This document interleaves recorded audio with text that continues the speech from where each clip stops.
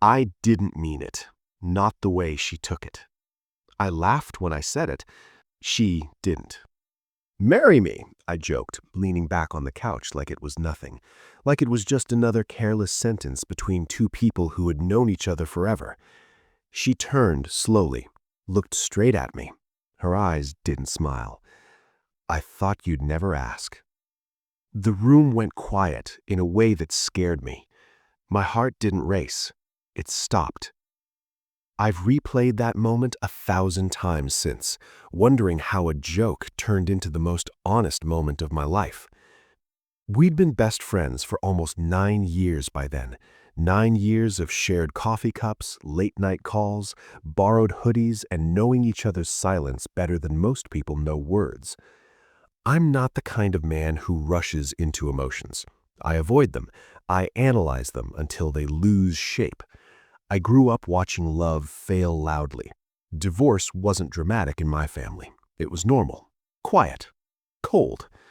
So I learned early not to promise anything I couldn't guarantee. She was the opposite. She felt deeply, but never demanded anything. She carried her emotions like glass, careful, fragile, honest. We met in college. Same boring orientation, same long line, same sarcastic complaint about the coffee being terrible. That was it. That was the start. At first, she was just easy to be around.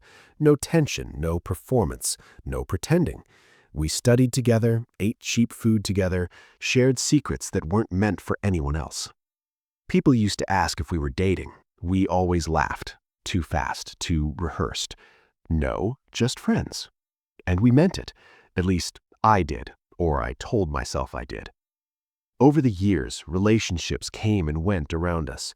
She dated men who didn't see her. I dated women who didn't understand me. We became each other's emotional emergency contact. Breakup? Call her. Bad day? Call me.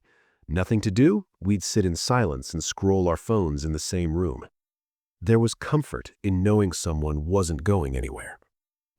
But comfort can turn dangerous when you mistake it for safety. I noticed the small things long before I admitted anything. The way she remembered how I took my coffee. The way she listened when I spoke, like my words mattered. The way she never judged my worst thoughts. And the way it hurt just a little when she talked about another guy. Still, I never crossed that line. Neither did she. Until that night.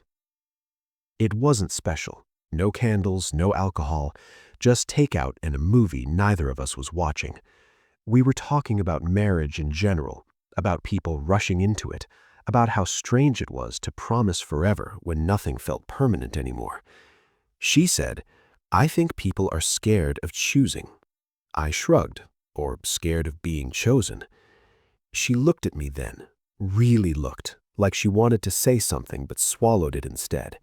That made me uncomfortable, so I did what I always do. I deflected. "Hey," I said lightly, half smiling, "marry me, problem solved."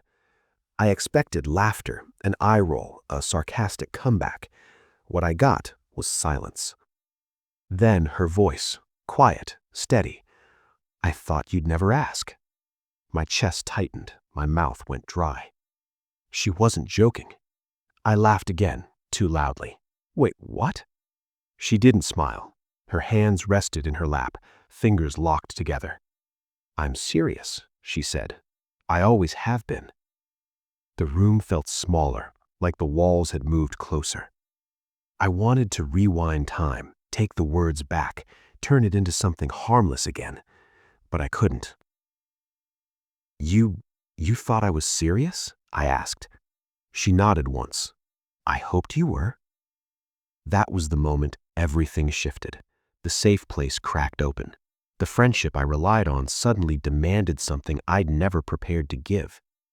I didn't answer right away. I couldn't. My mind raced through consequences, losing her, hurting her, ruining what we had. I stood up, pacing. "I didn't mean it like that." Her eyes didn't fill with tears. That hurt more. "I know," she said softly. "I just needed to hear it out loud once." Guilt settled heavy in my chest. I hated myself for being careless with someone who trusted me completely. "I'm sorry," I said. "I shouldn't have joked." She smiled then, small, controlled. "It's okay. I'm glad you know now." Know what? That she loved me. That I'd been living beside something real and pretending not to see it. That night ended quietly. No arguments, no dramatic exit. She hugged me like always. Long, familiar, safe. Too safe. I went home and didn't sleep.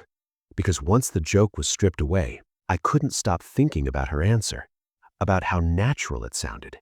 About a part of me hadn't been surprised at all. The next few weeks were awkward in ways I didn't expect. She didn't push, didn't change. If anything, she pulled back just enough to make the absence loud. No late-night calls, no random visits, no leaning her head on my shoulder. I missed her more than I thought possible. And that scared me. I tried dating again, forced myself into conversations that went nowhere, compared everyone to her without meaning to. She texted less, laughed less, protected herself quietly. That hurt worse than if she'd been angry. One evening, I found myself standing outside her apartment without planning to be there. My hands shook when I knocked. She opened the door and froze. "Hey," I said. "Hey," she replied. We stood there like strangers who knew each other too well. "I need to talk," I said.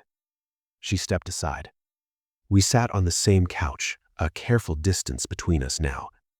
"I've been thinking," I began, "about what you said." She nodded, silent. "I don't joke about things that matter," I admitted. "I just didn't realize this mattered that much to me." Her breath caught. "I'm terrified," I continued, "of ruining us, of promising something and failing you." She finally looked at me, really looked like she wanted to say something but swallowed it instead. "I'm not asking for certainty," she said. "I'm asking for honesty." Silence filled the room again, but this time it felt different, heavy but necessary. "I love you," I said. The words surprised me as much as they moved her. "Don't say it if you don't mean it," she whispered. "I mean it," I said, "and that scares me more than anything." We didn't kiss, not then. We just sat closer, our shoulders touching, hearts racing quietly. We decided not to rush, to let things breathe, to choose each other without pressure. That choice wasn't easy. Friends were confused. Some warned us. Others smiled knowingly. "What if it doesn't work?" I asked her once. She squeezed my hand. "Then at least we tried with truth." Months passed, slowly, carefully. Love grew without fireworks, without grand gestures, just presence, consistency, choice. The first time I kissed her, it felt like coming home to a place I'd avoided my whole life. One night, much later, we lay together staring at the ceiling. "You know," she said, smiling, "you still owe me a proper proposal." I laughed. "I'm working up the courage." She turned towards me. "Take your time. I'm not going anywhere." That's when I knew. Not because it was dramatic, but because it was steady. Because love didn't rush me. It waited. And one day, not as a joke, not as a test, I asked her again. This time, my voice didn't shake. And she didn't hesitate. If you liked this video, don't forget to hit the like button and subscribe to the channel. Thanks.